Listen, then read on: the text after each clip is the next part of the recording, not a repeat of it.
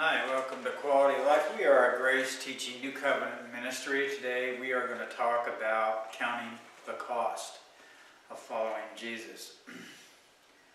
We're going to go to Luke 14.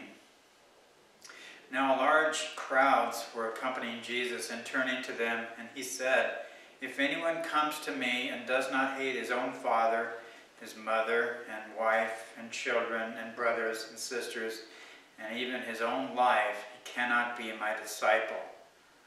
Whoever does not carry his own cross and follow me cannot be my disciple. For which of you wanting to build a tower doesn't sit down first and compute the cost to see if he has enough money to complete it? Otherwise, when he has laid a foundation and is not able to finish the tower, all who see it will begin to make fun of him. They will say, 'This man began to build and was not able to finish.' Or what king going out to confront another king in battle will not sit down first and determine whether he is able with 10,000 to oppose the one coming against him with 20,000? If he cannot succeed, he will send a representative, while the other is still a long way off, and ask for terms of peace. In the same way, therefore, not one of you can be my disciple if he does not renounce all his own possessions. Salt is good, but if salt loses its flavor, how can its flavor be restored? It is of no value for the soil or for the manure pile. It is to be thrown out. The one who has ears to hear had better listen." First of all, I just wanted to talk to you about following Jesus. Sometimes what he's saying here, he's using some pretty strong language here, and it's a difficult way. It was narrow the gate, was difficult the way, and only a few find it. The reason why it's a difficult way is because sometimes we'll stand alone with Christ. The disciples will stand alone with him at times and be rejected by the world. And so that's one way of knowing when we choose to follow Christ, if a lot of times we notice that the world is rejecting us. Okay, so if the world is rejecting us, then we know the Lord is leading us in the right direction. We are truly his disciples, and we are truly following him. And so that's one way to tell that we are being led by the Spirit, and that we are his disciples. But he says count the cost. When he uses stark words here, and I want to kind of explain what he meant here. He says, if anyone comes to me and does not hate his own father and mother and wife and children. I mean, he's using the word hate there. That's pretty strong. It's a stark word. Hate my father, my mother, my wife, my children, even my own life cannot be my disciple. Wow, that's pretty tough, right? Well, what he's using there, he's using the word hate. But what that means is to think of him more highly than any of these people in your life. And so, yeah, Christ has to be my acceptance. I can't pull my acceptance from the world. I can't pull my acceptance and love from my mother, my father, from my wife. It's I have to get, as a disciple, we look at Christ as our source. And he just wants us to, and the disciples there, to see him as higher. And see father, mother, children, wife, brothers, sisters, and my own life as less important. So again, he's speaking there, he's using the word hate, but that's a stark word, and it just means to think of less than, and to think of him more. So he's going to be the main focus in a disciple's life, and the disciple is, of course, going to be led and directed by the Spirit. Romans 8:14 says, those who are led by the Spirit are sons of God.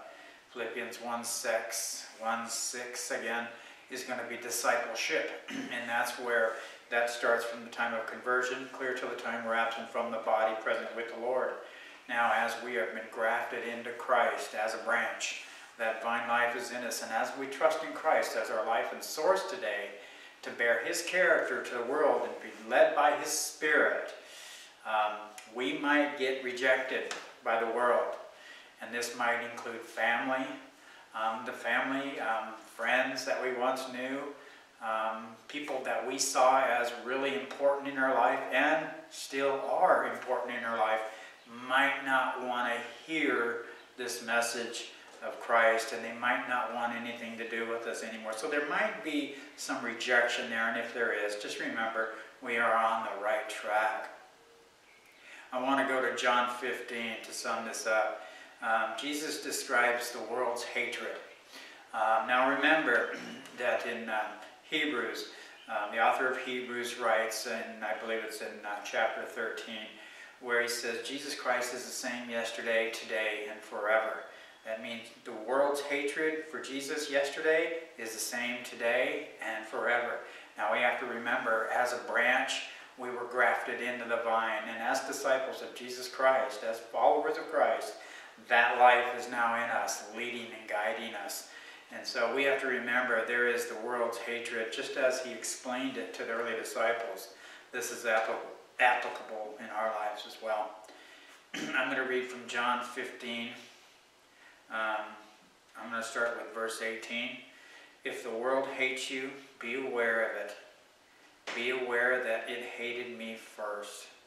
If you belong to the world would love you as its own. But since I've chosen you out of the world, this is why the world hates you.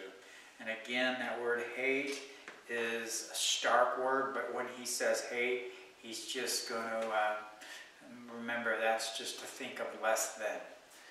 And so a lot of times our own family or the world might think of us less than their group of people that they want to hang out with. And so we might not be included in family functions anymore. We'll probably, get invited to family functions less, where once before, we were the life of the party before Christ, but now in Christ we might see some of that. This could affect jobs. This could affect our jobs if we find out we're followers of Christ. This could affect our jobs as well, in all sorts of ways. We have to remember Jesus is saying here, he says, if you belong to the world, they would love you as their own. But since He chose us out of the world, this is why they'll hate us. So we just wanted to encourage you with this message of counting the cost, first of all, to be a follower of Christ, as we are followers of Christ and disciples of His. And so we have experienced this in our own lives as well.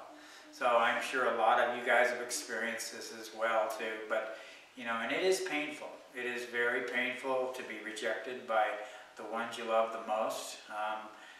But we have to remember that Jesus chose us and the disciples.